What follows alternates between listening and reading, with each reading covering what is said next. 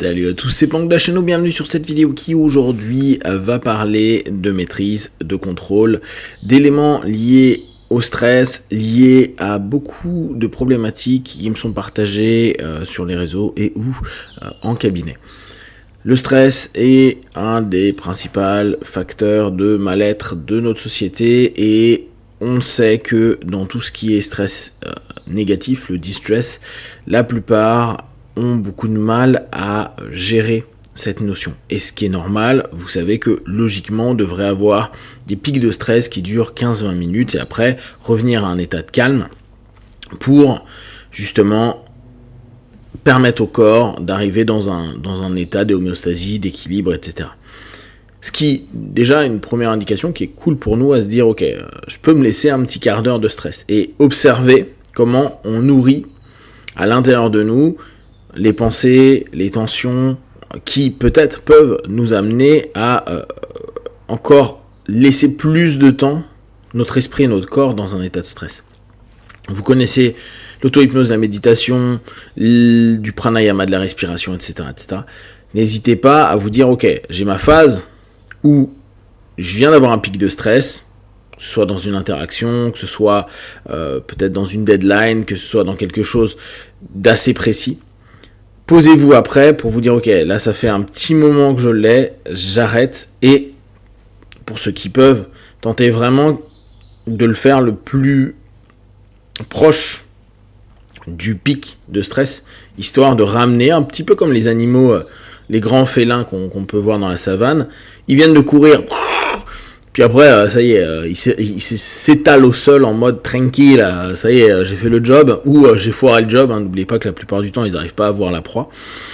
Et on s'arrête. Et c'est un peu l'idée que vous pouvez développer à vous dire que j'ai des pics, une accélération, c'est normal. Ça, je suis conçu pour ça et je peux le gérer. Par contre, je suis pas conçu pour le maintenir pendant des heures et des jours et des semaines, etc. Parce que là, dès lors, le système immunitaire, le système chimique du corps et tout, part un petit peu en cacahuète et nous fait développer aussi bien physiquement que psychiquement des éléments qui ne sont pas viables pour nous à long terme. Dans cette idée, on a la plupart du temps des consultations où les personnes sont plus en train d'être sur une perception que le monde extérieur, que ce soit les personnes, les événements ou les différents aspects qui ne peuvent pas, eux, contrôler, sont les éléments sur lesquels ils orientent leur état d'esprit. En somme, c'est un élément extérieur que je ne connais pas, que je ne maîtrise pas, ou que je connais mais qui va avoir des conséquences X ou Y, va m'amener à aller dans une notion où je me stresse.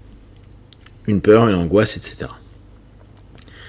Je donne dès lors pouvoir, et on en a déjà parlé il y a quelques vidéos, au monde extérieur. Je ne peux pas contrôler le monde extérieur. Même si beaucoup ont l'illusion ou l'envie ou le désir au travers d'une quête de puissance, au travers de ce qu'ils estiment être une influence, d'avoir un pouvoir sur le monde extérieur, sur les événements, c'est pas le cas. On peut peut-être orienter, suggérer à des personnes, mais c'est quelques personnes qui vont prendre l'idée ou le concept, mais pas tout le monde. Et puis, il y a toujours l'inconnu qui sera perpétuel. On peut orienter et avoir la sensation de contrôler des choses en externe, et l'incident ou l'accident intervient parce que c'est pas prévu, pas prévisible, et que l'ensemble des interactions qui existent dans ce monde amènent des choses qui peuvent surprendre.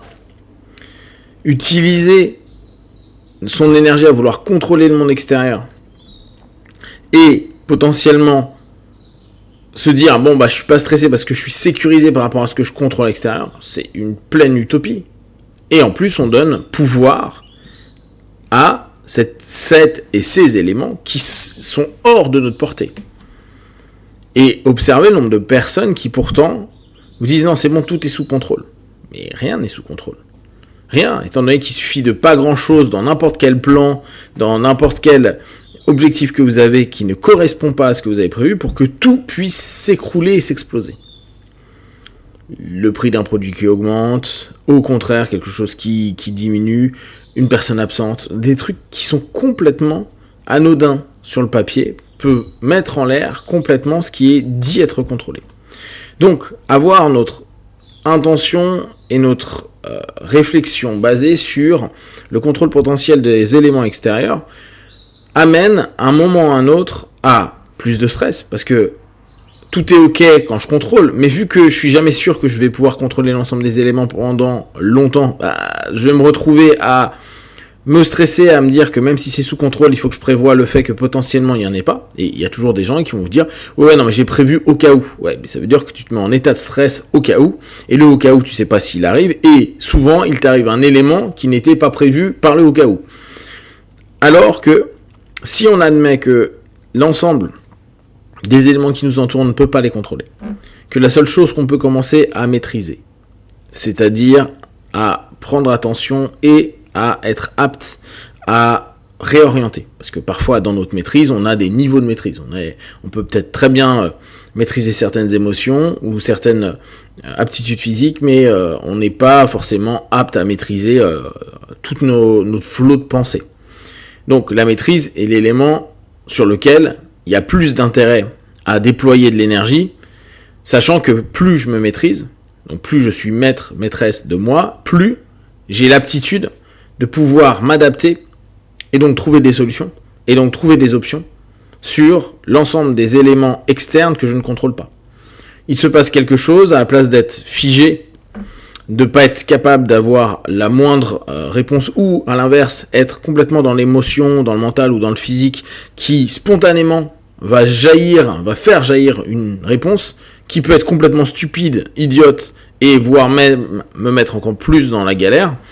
La notion de maîtrise, c'est de se dire, ok, là il y a un ensemble d'éléments, qu'est-ce que je suis apte à faire, comment je peux générer une réponse, comment je peux aller cumuler l'ensemble de mes compétences physiques, psychiques, émotionnelles, intellectuelles, spirituelles, etc. pour trouver une solution au plus vite. Et tout ça, ça se fait pas en 10 minutes, ça se fait en quelques secondes dans l'esprit, à se dire, ok, je me laisse pas embarquer par justement ce que je ne contrôle pas. Je vais tenter d'aller dans le travail de maîtrise que j'ai et opter pour des cheminements, des solutions qui me correspondent. Plus on bosse sur la notion personnelle, de se dire, bon bah, qu'est-ce que je peux maîtriser en moi, qu'est-ce que je peux ne pas maîtriser aussi, parce qu'il y a des choses, on n'y arrive pas, c'est pas notre truc, on n'est peut-être pas bon, et là encore, les personnes qui veulent maîtriser doivent pas se créer un stress à se dire je dois tout maîtriser. C'est qu'est-ce que je peux maîtriser, quelles sont mes forces, quelles sont mes faiblesses, les connaître, s'en rendre compte, savoir que il y a certains éléments qui certainement dans vos patterns de réflexion, d'émotion, d'action ne changeront certainement pas. Mais le fait de savoir vos faiblesses, vos forces, automatiquement vous allez mettre en place un ensemble de stratégies, d'actions, de décisions qui correspondront à ce que vous pouvez maîtriser en vous. Donc diminuer les phases de stress parce que vous savez là où vous êtes bon, vous retournez dans les jeux qui vous correspondent. Et là où vous ne l'êtes pas, vous connaissez suffisamment vos faiblesses pour ne pas vous perdre dedans. Et surtout, laisser tout ce qui est votre maîtrise à une espèce d'illusion de l'extérieur ou d'un contrôle, de se dire c'est pas grave parce que même si j'arrive pas moi à maîtriser cette partie-là qui est un peu plus difficile pour moi, je vais pouvoir contrôler ce qui se passe avec les gens, les situations et autres. Sauf qu'en fait, c'est de l'énergie qui est perdue, du stress en plus. Donc stress et énergie en moins, va encore décupler des sensations où on est perdu, où on se sent pas bien et où on redéveloppe un malaise et un mal-être avec soi-même.